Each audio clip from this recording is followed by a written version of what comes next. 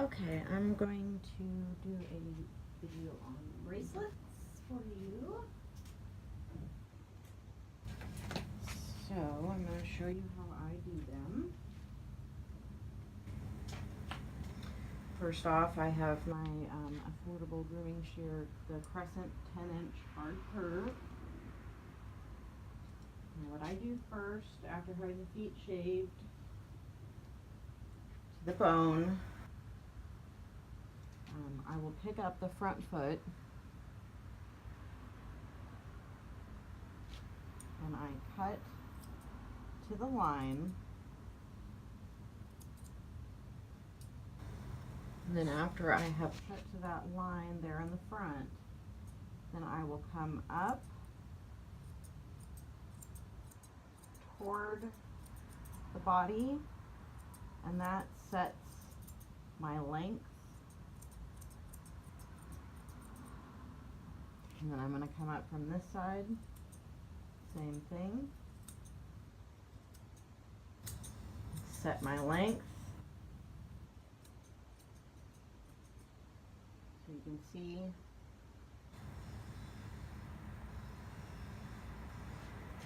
so then once I've got that cut in, I'll put his foot back down.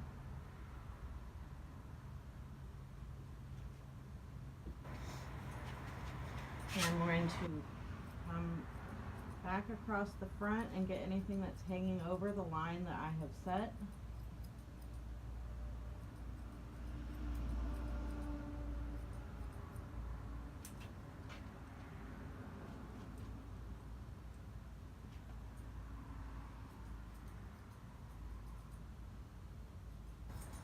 I'm using this curve to my advantage. You can see I'm already having a nice bevel here at the bottom. So same thing.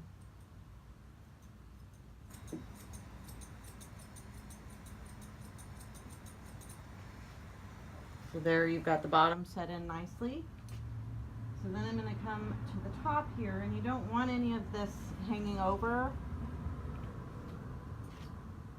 So I will start blending that down into the rest. And this hard curve is really a nice perfect angle to set this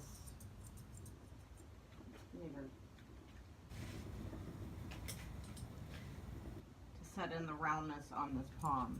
So I can come here to the top with my curve pointing toward the leg, and then just work down around into where I have set in the length from the bottom. I'm just going to do that the whole way around.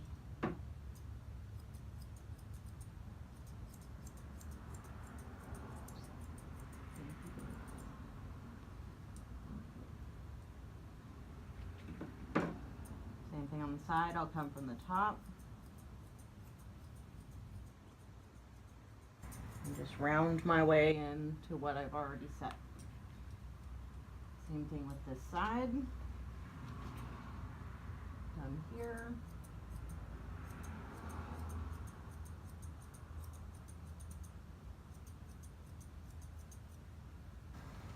And round into what I've got, the length I've already got set from the bottom.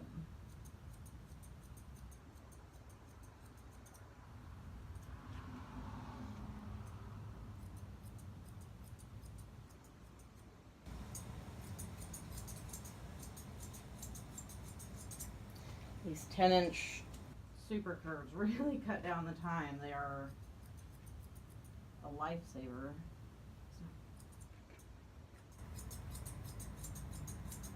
So that's how I do my palms on the front. Now I'm going to show you the back. Okay, so with the back palms, you really want to think egg-shaped. So you want the longest point to be our hop here. So when he's standing with his toe just slightly behind his pin bone, you want, stop, Gator, put it down. You want this hock point to be the longest point of his bracelet. So again, I'm using the Crescent 10-inch hard curve from Affordable Grooming. So I'm going to cut off all this top and come down around toward his foot.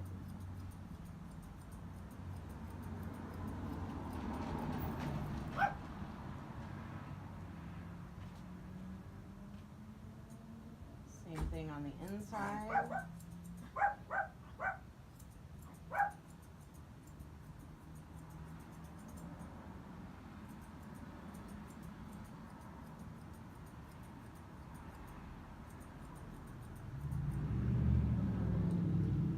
So then I'm going to come into my back point here and round down into the bottom of the foot.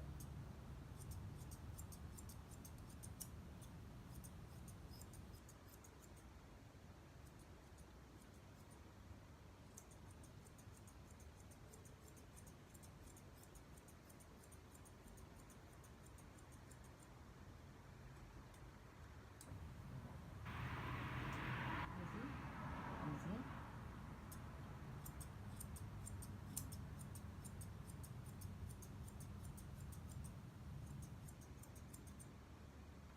So we want to make sure we cut in a really nice bevel so that we show off our pretty feet.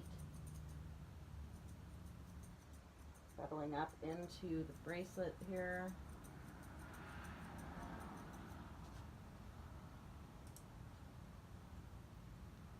So then, back, I'll pick this up. I'll cut my line tight to where I've shaved. Easy, easy, bigger, easy.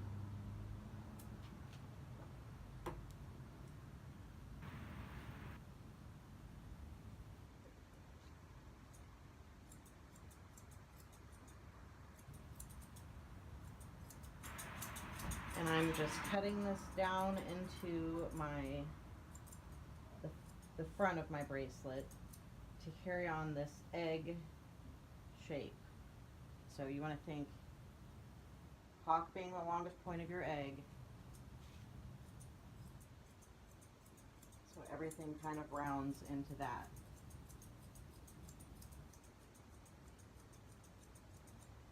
And depending on if it's for grooming or for showing you don't want too terribly much left on the inside, because when they move, it will move and make them look like their movement is off. It'll make them look sickle hocked or a number of different things. So you want to be careful if it's for a movement something that you don't leave too much.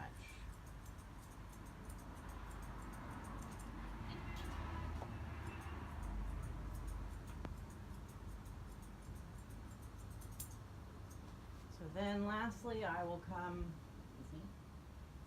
here and round up into my point of hock.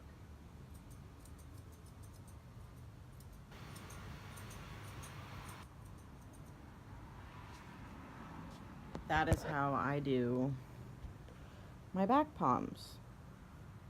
Next, I'm going to show you poodle tails. This is a quite overgrown tail here. When you shave, you only want to go to where it covers the anus. You don't want to shave all the way up the tail. You only go to that point. So it's really a very small band. So next, let me set you down. Again, here with my Crescent 10-inch hard curve. He's got a lot of extra length up here, So I'm going to start by just gently tipping that off.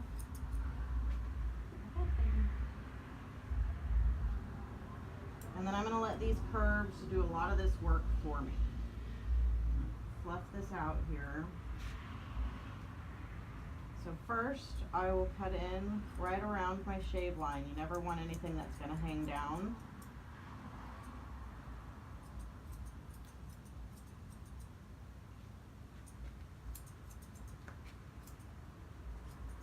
So after you get in that shave line cut in, then you're really going to let these curves just do the work. You can tell it's the perfect curve here to just kind of round up into the top of the tail.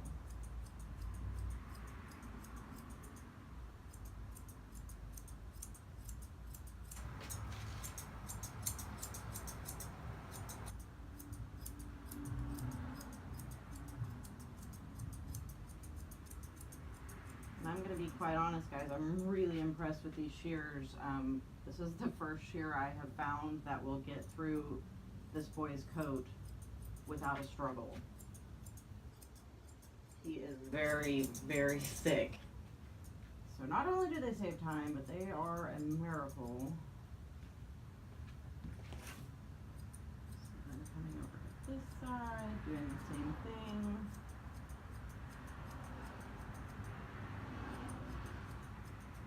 Really just letting that shear do the work for me. And I'm going to do the same thing on the front.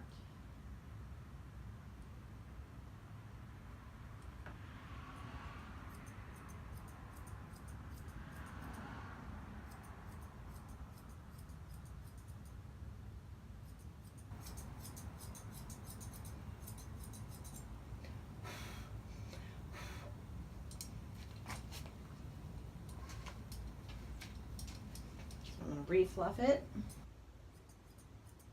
Go back over it one more time for anything that sticks out.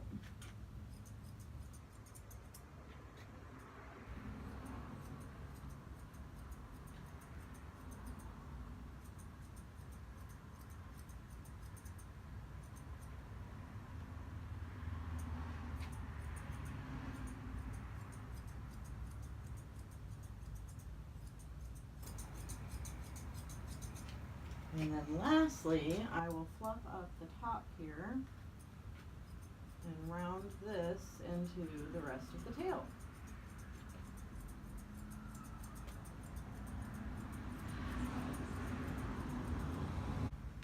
And there you have a nice poodle tail. Okay, so next I'm going to show you cutting in a top knot. He doesn't quite have a full top knot.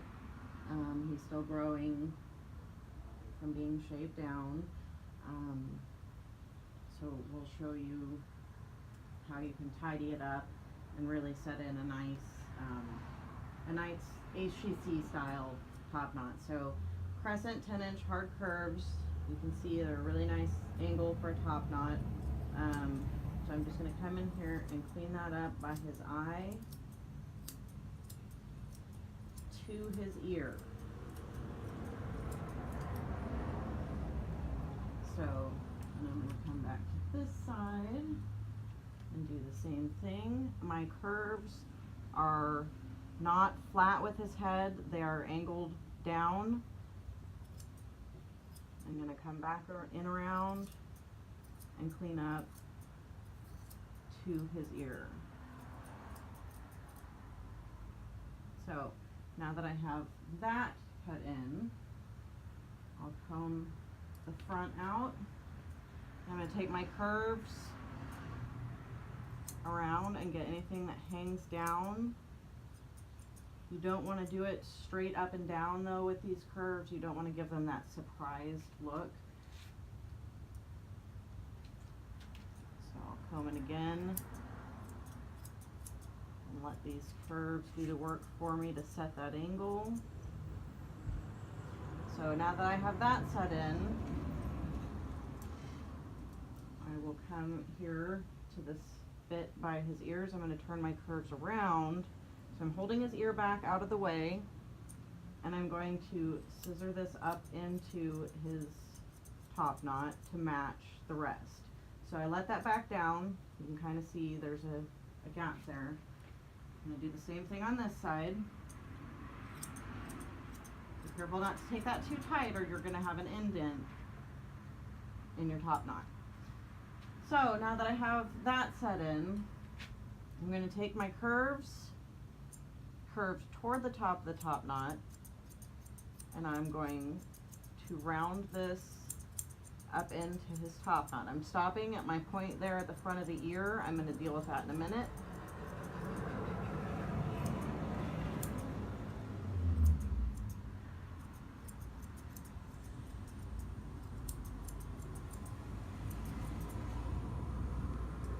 Like I said, I would like to have a little bit more length on him, but you guys can at least get the idea of what to do. So now we're going to do that same thing on this side, stopping at the point right here at the front of the ear. And we're just going to round this into his top knot.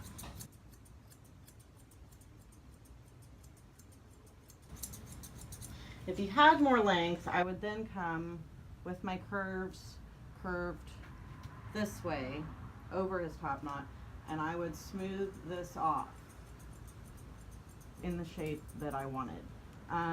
So now that we have that done, we're going to deal with the ears. So depending on the length of the ears that you want, with a blended top knot, you don't want to put a hard line.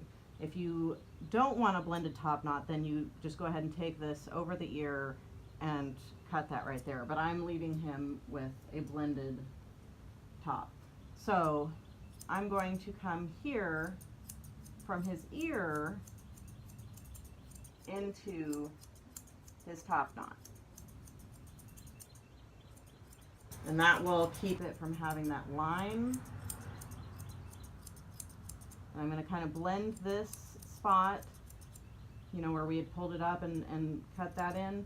I'm going to blend that back into the ear so that there's not a line there either. You want it to be a nice, smooth transition.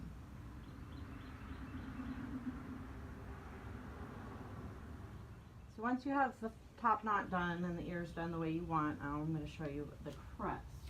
So I still have the 10-inch crescent curves. I'm going to turn his head to the side, and I'm going to come from his neckline, which we've set into, you know, his shoulder, and I'm going to blend this into his crest. And that's going to give him a really nice neck, so that he has a nice long, you can already kind of tell here that now he's got a neck. But that's going to help you blend that into his crest. Could you stand up, Nikki?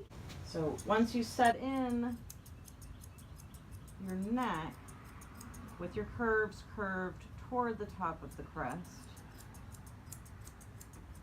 easy.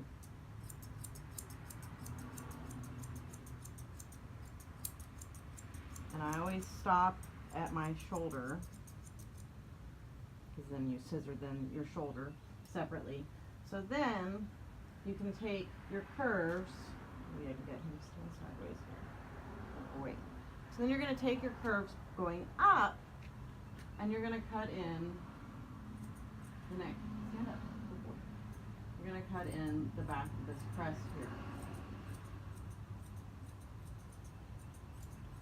So that'll give it a nice, seamless transition into your top line. And you see how that's just the perfect angle just to blend that right in. So then once I've got that done, I'll turn the curves back around and I will blend that into the top knot that I've already cut in and the withers where I've already scissored that in.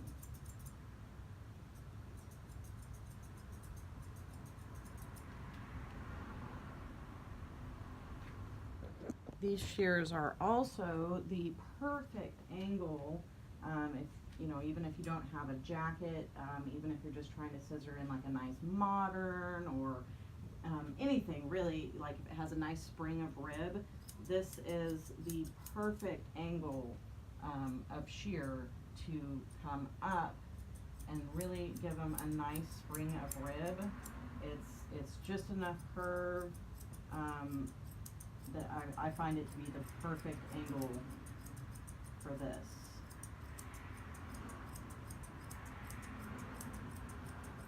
And I just can't get over that it gets through his really thick coat, no problem.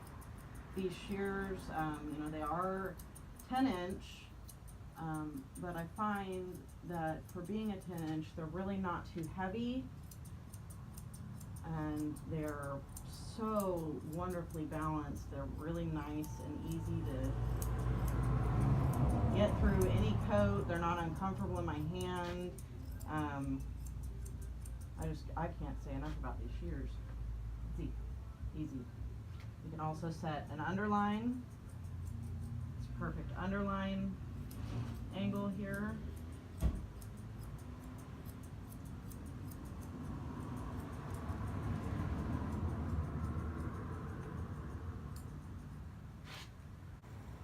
It's also perfect for setting in a chest. Perfect angle to go down into his point of up into his point of chest from, you know, the top of his leg, and it just really saves so much time.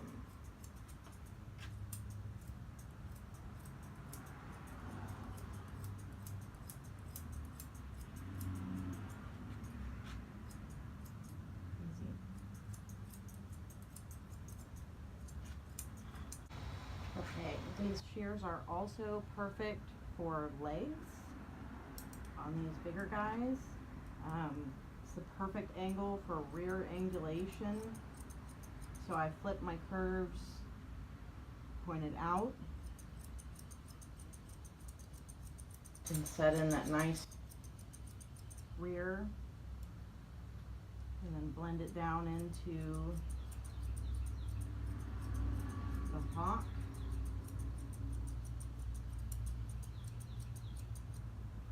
And then I will flip it around.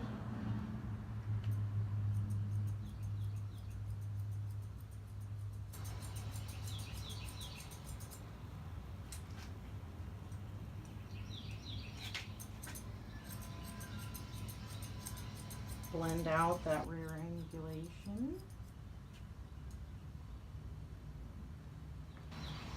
And then scissor in the leg.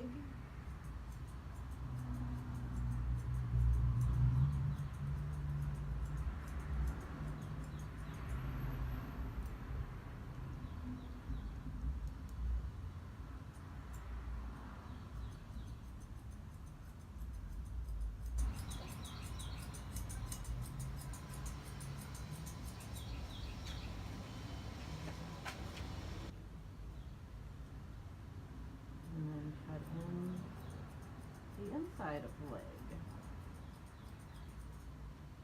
And then he's actually in a Bedlington trim, so this curve is really nice to cut off his point of rear and take that straight in to his rope.